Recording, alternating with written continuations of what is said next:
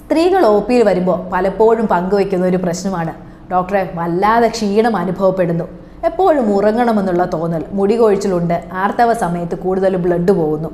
ഫ്രണ്ട്സൊക്കെ പറയുന്നു തൈറോയിഡിൻ്റെ ടെസ്റ്റ് ഒന്ന് ചെയ്യണമെന്ന്, ഇതൊന്ന് എഴുതി തരുമോ? ഇത്തരം പ്രശ്നങ്ങൾ വരുമ്പോൾ തൈറോയിഡ് ഗ്രന്ഥിയെ മാത്രം വില്ലനായി കാണുന്ന രീതി ശരിയല്ല. സ്ത്രീകളാണെങ്കിൽ പ്രത്യേകിച്ചും ഭക്ഷണം കഴിക്കാനൊക്കെ ജോലി തിരക്കിനിടയിൽ മറന്നു പോകുന്നത് രക്തക്കുറവ് അല്ലെങ്കിൽ വിളർച്ചയ്ക്ക് കാരണമാവുന്നു. പിന്നെയുള്ളത് ആവശ്യത്തിന് വെള്ളം കുടിക്കാതെ വരുമ്പോൾ നിർജ്ജലീകരണം, ഇതും ക്ഷീണത്തിനുള്ള മറ്റൊരു കാരണമാണ്. പിന്നെയുള്ളത് വൈറ്റമിൻ ഡി ഡെഫിഷ്യൻസി.